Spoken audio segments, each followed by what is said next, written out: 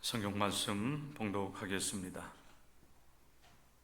고린도후서 2장 12절부터 17절의 말씀입니다. 고린도후서 2장 12절부터 17절 말씀 찾은 줄 알고 제가 봉독해 드립니다. 내가 그리스도의 복음을 위하여 두로아의 이름에 주 안에서 문이 내게 열렸으되 내가 내 형제 디도를 만나지 못함으로 내 심령이 편하지 못하여 그들을 작별하고 마게도냐로 갔노라. 항상 우리를 그리스도 안에서 이기게 하시고 우리로 말미암아 각처에서 그리스도를 아는 냄새를 나타내시는 하나님께 감사하노라. 우리는 구원받는 자들에게나 망하는 자들에게나 하나님 앞에서 그리스도의 향기니 이 사람에게는 사망으로부터 사망에 이르는 냄새요 저 사람에게는 생명으로부터 생명에 이르는 냄새라. 누가 이 일을 감당하리요? 우리는 수많은 사람들처럼 하나님의 말씀을 혼잡하게 하지 아니하고 곧 순전함으로 하나님께 받은 것 같이 하나님 앞에서와 그리스도 안에서 말하노라. 이는 살아계신 하나님의 말씀입니다. 아멘. 오늘 이 복된 주일 예배에 함께 참여한 여러분들을 주님의 이름으로 환영하고 축복합니다. 오늘 특별히 우리는 고린도후서 2장 12절부터 17절의 말씀을 중심으로 해서 우리는 그리스도의 향기입니다. 그리스도의 향기로서의 역할을 감당해야 됩니다라고 하는 말씀을 여러분과 같이 잠깐 나누도록 하겠습니다. 앞에 이렇게 꽃꽂이를 우리가 했는데요. 여기 보면 이제 꽃이 다양하게 지금 꽂혀 있습니다. 국화하면 굉장히 이제 탐스럽게 노란색이든지 아니면은 흰색이든지 이렇게 탐스럽게 피어 있는 이제 국화꽃을 우리가 이제 생각을 하게 되는데, 여기에 이제 꽂혀 있는 이 국화꽃은 아주 이제 꽃송이가 좀 작습니다. 노란색의 이제 그 테두리 원으로 이렇게 자색으로 꽃이 아름답게 피어 있는데, 자 여러분, 이 그 국화꽃은 이 꽃 모습 또 그 색깔을 통해서 우리가 이렇게 구분을 할 수가 있습니다.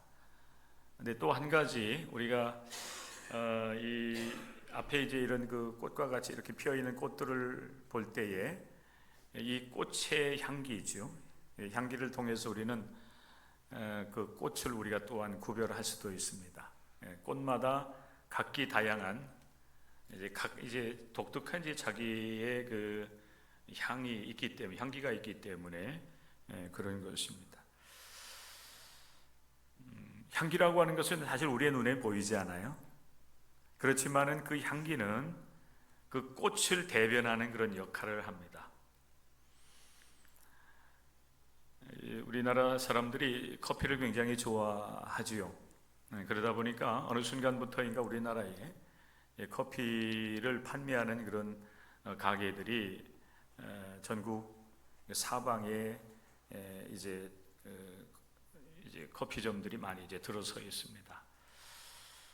과거에는 그 믹스 커피 이제 그것만을 우리는 이제 커피라고 생각하면서 마셔왔는데, 어느 순간부터인가 커피 그 원두를 이제 분쇄를 해서 그것을 이제 내려 마시는 그런 커피를 이제 선호하기 시작하면서 젊은이들 사이에 커피가 굉장히 이제 선호하는 그런 음료가 되었고, 지금 뭐 어느 곳을 가든지 간에 커피 전문점들이 들어서 있는 것을 봅니다.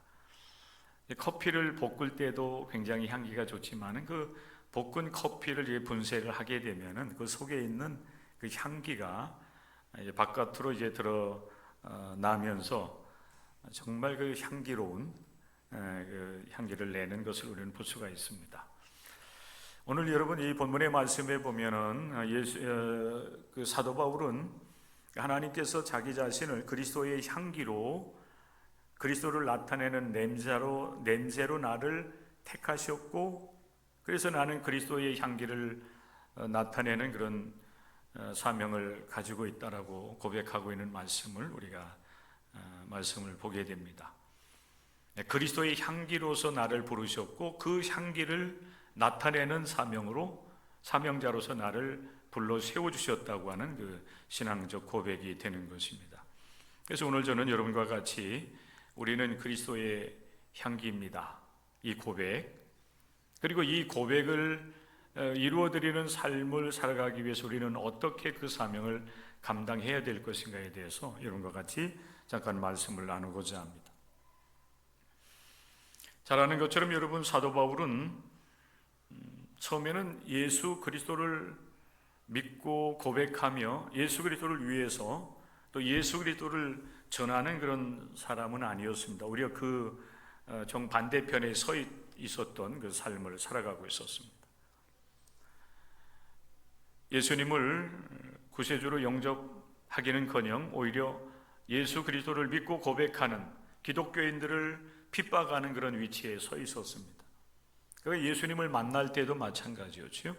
부활하신 예수 그리스도를 만날 때 그는 오히려 다메섹에 이제 살고 있는 기독교인들을 붙잡아서 옥에 가두려고 하는 그런 목적을 가지고 다메섹으로 내려가다가 부활하신 주님을 만나게 되면서 그의 일생이 완전하게 변화를 경험을 하게 됩니다. 그리고 때가 되어서 하나님께서는 그를 세우셔서 그리스도의 향기를 나타내는 그 사명을 감당케 하시는 것입니다. 그런데 바울의 선교가 결코 그렇게 모든 그 선교의 일정들이 여정들이 평탄하다든지 쉽게 그 선교가 이루어지지는 않습니다. 때때로 그는 많은 핍박을 받아야만 됐고, 많은 이 위기를 이렇게 고비고비를 이제 건너가는 그런 과정들을 밟아 나가게 됩니다. 오늘 우리가 함께 읽은 이 고린도후서 2장 12절 이하의 말씀도 마찬가지예요.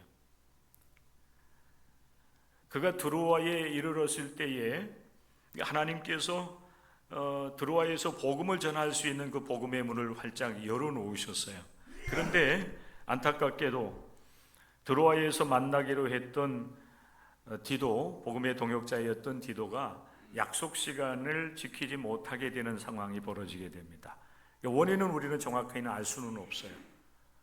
그런데 일정이 그렇게 약속된 대로 이루어지지 않아요. 그런 가운데 사도 바울은 앞으로의 그 선교 여정이라든지 또 일정에 따라서 약속 시간을 지키지 못하고 있는 디도에 대한 염려 때문에 심령이 편하지 않았습니다. 심리적으로 불편한 상황 가운데 빠지게 되어져요. 그래서 결국에는 디도를 기다리다가 이제 디도를 만나지 못한 가운데 드로아에서 배를 타고 다시 이제 마게도냐로 건너가게 되는 이제 과정을 우리가 말씀을 통해서 증언을 받게 되는 것입니다.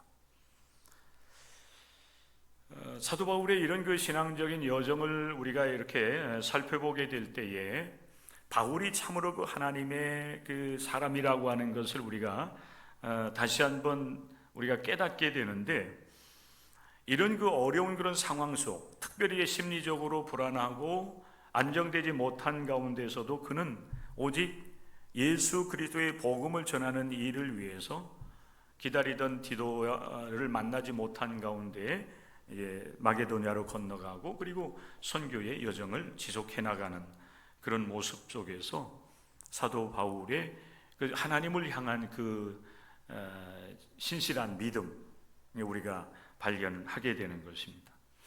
참된 하나님의 사람은 어떤 상황에 처해 있다 할지라도 예수 그리스도를 생각할 줄 아는 사람, 그리고 하나님의 뜻을 먼저 생각하고 하나님의 일을 우선순위에 둘 줄 아는 사람이 바로 참된 하나님의 사람이라는 것입니다. 사도 바울은 개인적으로 여러 가지 많은 그런 계획들이 있었을 수가 있어요. 이 디도와 이렇게 약속을 하고 만나기로 하고 또 복음을 전하고자 하는 그런 여러 가지 계획들이 있다 할지라도 그것이 계획대로 이루어지지 않는다고 해서 거기에 대해서 원망하고 불평하고 또 이 하나님의 선교를 잠시 이렇게 중단하는 것이 아니라 하나님의 인도를 따라서 그는 어려운 상황, 어려운 그런 이 심리적인 상황들을 극복해 나가면서 오직 하나님의 일을 감당해 나가는 것입니다. 그에게 이런 그 신실한 믿음이 있었기 때문에 하나님은 그를 통해서 하나님의 선교를 감당하게 하셨던 것입니다.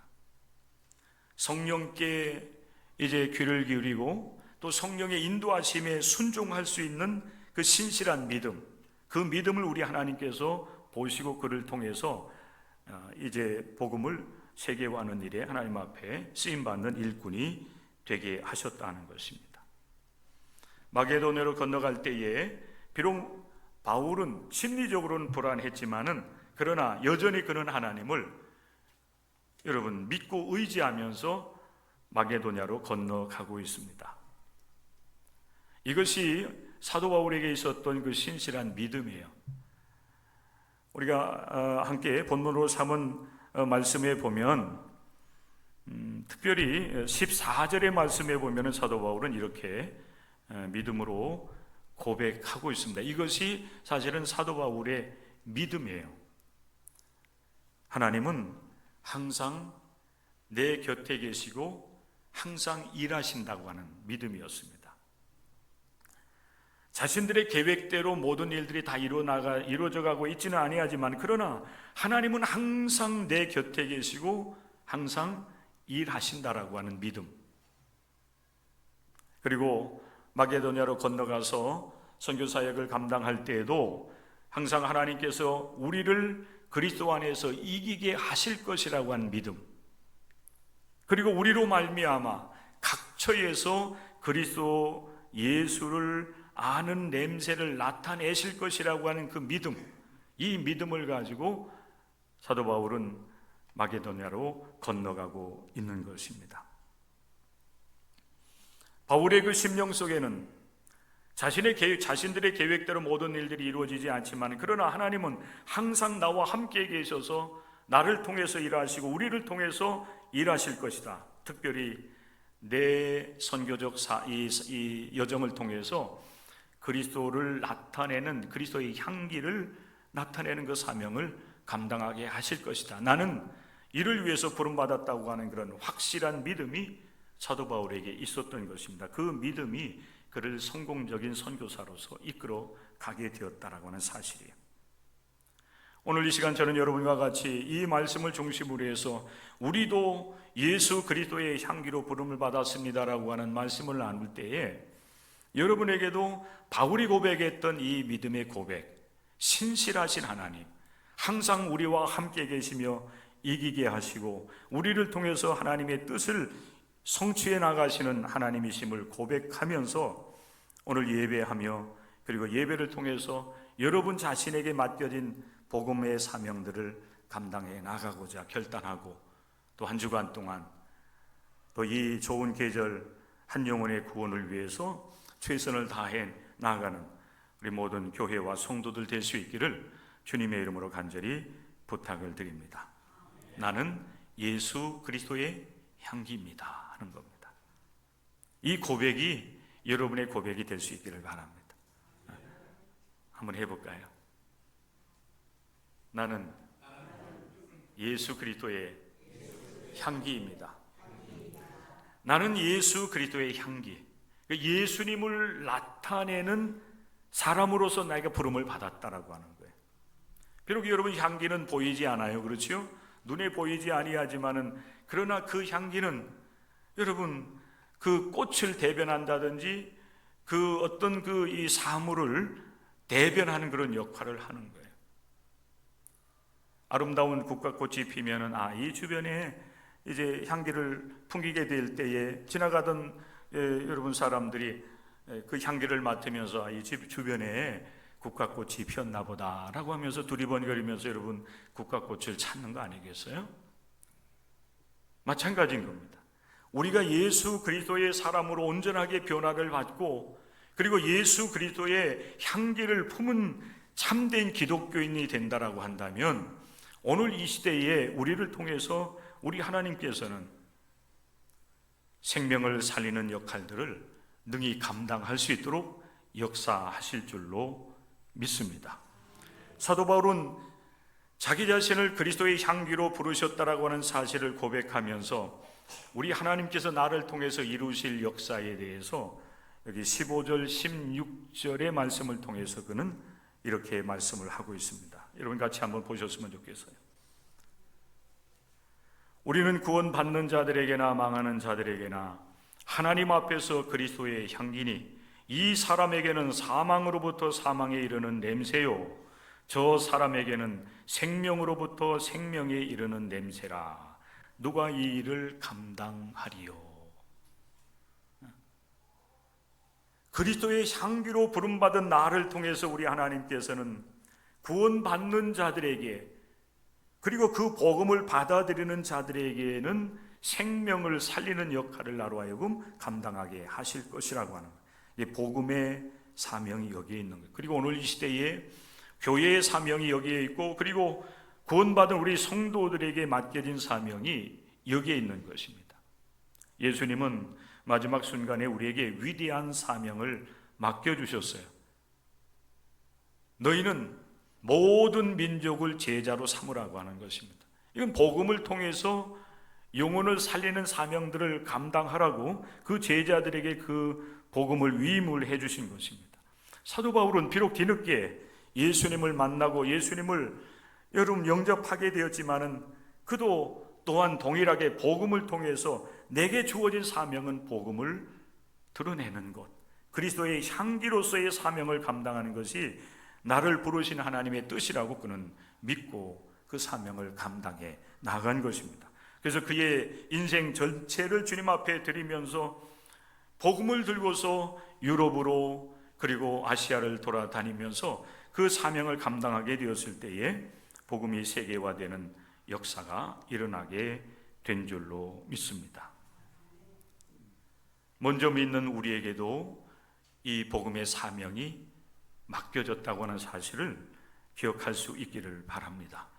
사도 바울만 여러분 그리스도의 향기로서 복음을 드러내고 나타내는 역할을 감당하는 것이 아니라 오늘 구원받은 우리 모든 성도 한 사람 한 사람에게도 이 복음의 사명이 맡겨졌다라고 하는 사실, 내게 전해진 이 복음이 내게서 머무는 것이 아니라 또다시 우리의 입술과 내 삶을 통해서 누구에게인가 이 복음이 전달되어져 가야 되는 것이, 그게 여러분 그리스도의 향기로서의 역할을 감당하는 사명인 줄로 믿으시기를 바랍니다. 우리가 여러분 참된 기독교인으로 변화를 받고 그리스도의 향기를 품은 자가 될 때에 우리로 말미암아서 우리의 사랑하는 가족이 구원을 받게 될 것이고, 내 가까운 여러분 이 친구라든지 친척이라든지 우리들의 이웃들이 복음을 간직한 우리를 통해서 저들도 살아나는 역사를 경험하게 될 줄로 믿습니다. 이 가을에 우리 교회와 우리 모든 성도들이 이 사명을 다시 한번 우리의 마음에 새기고 그리스도의 향기로서의 사명을 감당하기 위해서 잘 준비되고, 또 그 사명을 감당하기 위해서 하나님 앞에 기도하며 주어진 사명을 감당해 나갈 수 있는 여러분들이 될 수 있기를 바랍니다. 그럼 여러분, 사도 바울은 어떻게 이 그리스도의 향기로서 예수 그리스도를 나타내는 그 사명을 감당해 나갔는가라고 하는 거예요. 마지막 절 말씀을 통해서 사도 바울은 한 가지 말씀을 우리에게 해주고 있습니다. 하나님의 말씀을 혼잡하게 하지 않고 순전하게 하나님의 말씀을 전하는 역할을 이제 내가 감당한다, 그렇게 고백하고 있어요. 오늘 여러분 우리 교회도 마찬가지입니다. 또 우리 교회에 속해 있는 우리 모든 성도들이 예수 그리스도의 복음을 나타내고 그리고 예수 그리스도의 복음을 전하는 일에 있어서도 이와 마찬가지여야 돼요. 이 당시에 여러분 복음을 혼잡하게 하는 그런 사람들은 이미 여러분 그 당시에 이 복음 하나님의 말씀을 전하면서 개인적인 사사로운 그런 유익을 취하는 사람들도 있었다고 하는 얘기예요. 말씀을 팔아서 자신을 여러분 유익하게 하는 그런 사람들도 있었다는 얘기죠. 그러나 사도 바울은 분명히 말을 합니다. 나는 그러하지 아니하고 하나님의 말씀을 순전하게, 그랬어요. 거기에 어떤 개인적인 사사로운 목적이나 이익을 추구하고자 하는 그런 목적이 아닌 순전하게 저로 하여금 하나님의 복음을, 그리스도의 복음을 듣고서 구원에 이르러서 하나님을 영화롭게 하는 삶을 살아가고자 하는 목적, 그것이 전도자로서의 사명을 감당하는 사도 바울의 마음, 신앙적 자세였다라고 하는 것입니다. 그렇기 때문에 사도 바울은 복음을 들고 어디를 가든지 간에, 회당에 들어가든 아니면 시장에서든 복음을 전할 때에 그는 오직 예수 그리스도의 십자가와 그리스도의 죽으심, 그리고 죽음을 이기시고 다시 부활하신 부활의 복음만을 나는 전하겠다라고 그는 결단하고, 유대인의 회당에 들어가서도 예수 그리스도의 복음, 또 이방인들을 만나기 위해서 시장에 가서 복음을 전할 때도, 여러분 이방인들은 예수 그리스도의 복음에 대한 기본적인 지식이 없음에도 불구하고 그는 어찌 보면은 우직하게 오직 예수 그리스도의 십자가, 그의 죽으심, 그의 부활을 증거하는 귀한 사명을 감당해 나갑니다. 우리가 아는 것처럼 사실 사도 바울은 굉장히 많은 면에 있어서 전문적인 지식과 경험을 가지고 있는 굉장히 탁월한 사람이었습니다. 그럼에도 불구하고 그는 그리스도 예수를 만나고 복음을 위임받은 이후로 오직 예수 그리스도 그분의 복음이었습니다.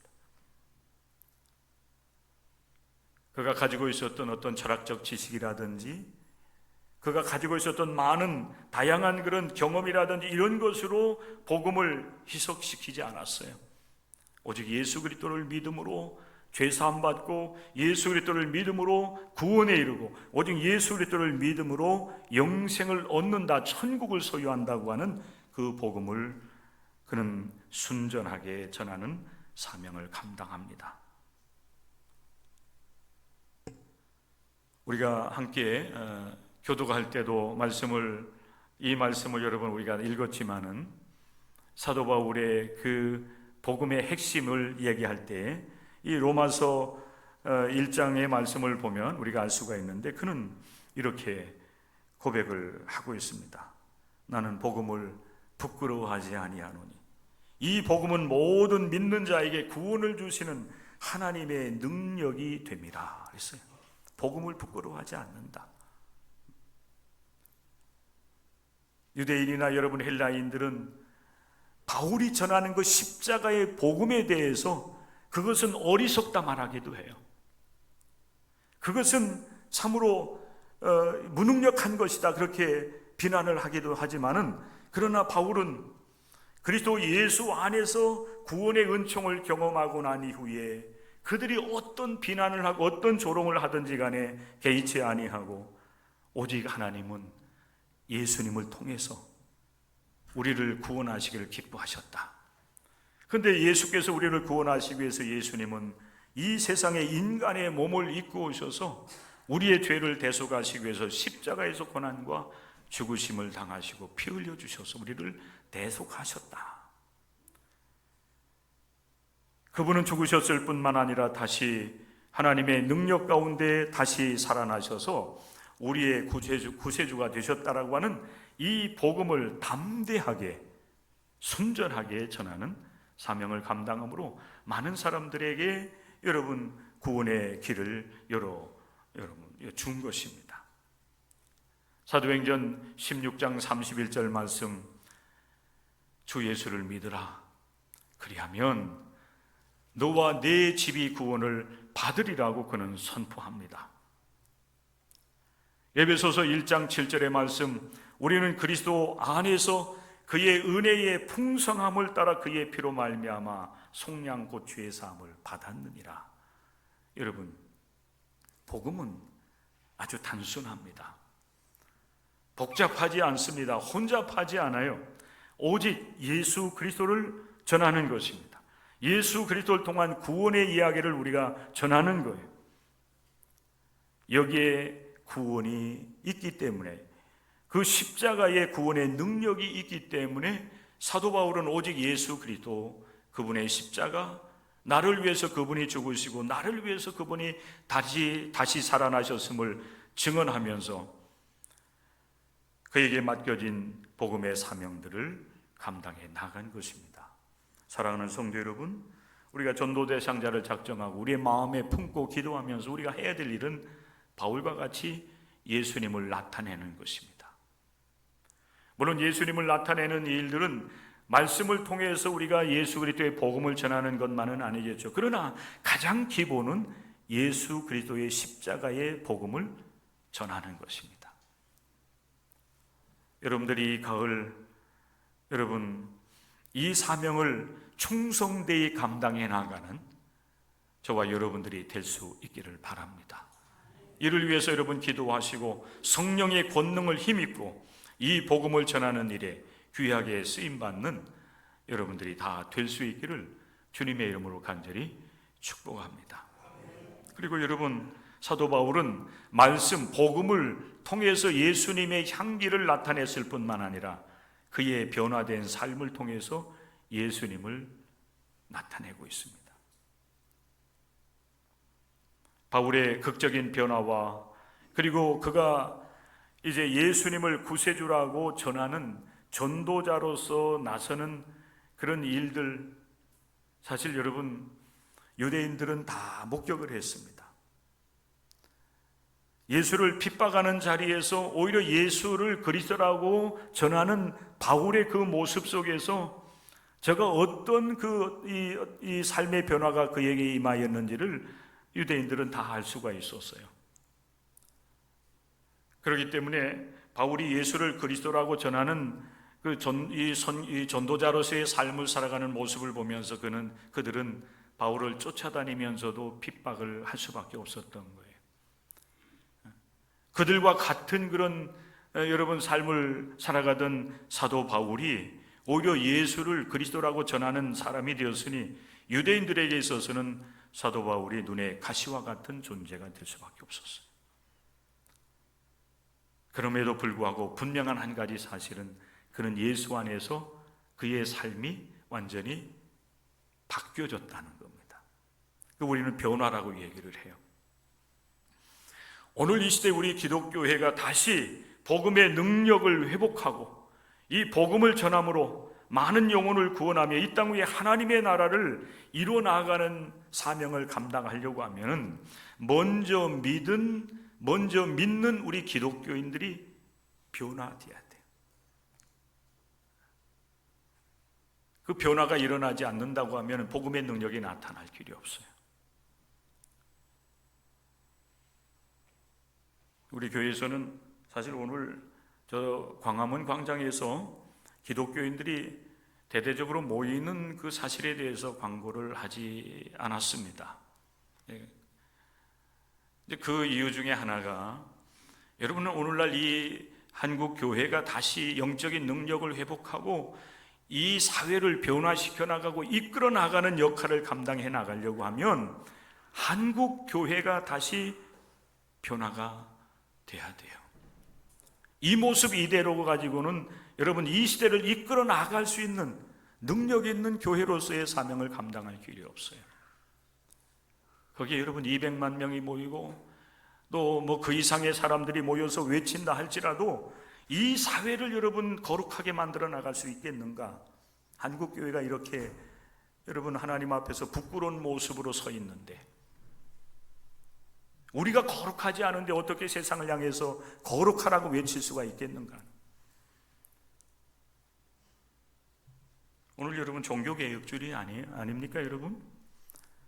가톨릭 교회의 그 타락한 모습을 보면서 많은 이 종교개혁자들이 일어나서 교회를 새롭게 하고자 하는 그런 일들을 해나갔어요. 여러분 마틴 루터라든지 존 캘빈이라든지 우리 감리교 창시자인 존 웨슬리 목사님은 여러분 그들과는 좀 시대적인 간격이 있긴 하지만은 그럼에도 불구하고 그들은 사실 교회를 새롭게 하는 일을 위해서 핍박을 받았어요.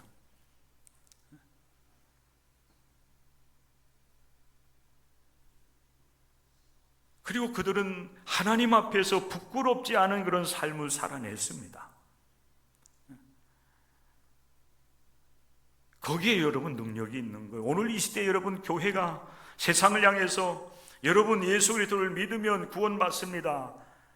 구원받고 하나님의 백성으로서 이 세상에서 믿음으로 살아가고 저 영원한 천성을 향해서 우리 함께 나아갑시다라고 외치고 그 말이 먹혀들으려고 하면은 우리가 사실은 변화되어야 되죠.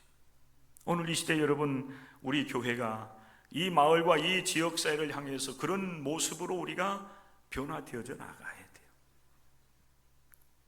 그리고 이 마을 사람들은 우리가 어떤 사람인지 어떻게 살아가는지는 잘 알지 못할 거예요. 그러나 저들이 주일마다 여러분 이 교회로 몰려드는 사람들, 우리들의 모습, 여러분 그 모습 속에서 우리를 볼 수 있을 거예요.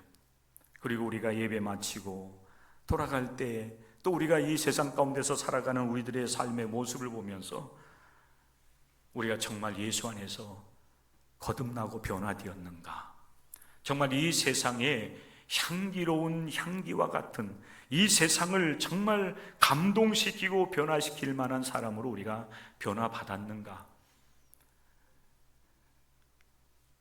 그 삶이 결국 복음의 능력이 되는 것입니다. 오늘 이 시대에 여러분 한국교회와 우리 기독교인들이 그 사명을 사실 더 온전히 감당해 나갈 수 있어야 돼요. 그래야 이 세상을 향해서 우리가 예수 그리스도를 믿으십시오, 구원이 이런 것입니다, 은혜 받고 새로운 삶을 살아가는 것이 이것입니다라고 우리가 사실은 나타내 보일 수 있는 것이 있어야 되지 않겠어요? 그런데 오늘날 우리 기독교인들이 세상 사람들과 여러분 별반 다르지 않은 거예요. 똑같이 인간적인 욕망과 욕심에 사로잡혀 있고 죄와 허물 속에서 우리가 더불어 살아가니 복음의 능력이 나타나지 못하는 것입니다.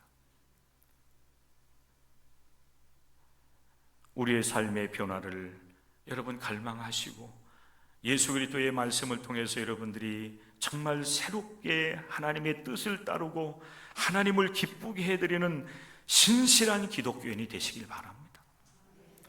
정말 여러분이 이 세상을 향해서 우리가 선한 사람인 것을 나타내 보일 수 있는 선한 기독교인이 될 수 있기를 바랍니다.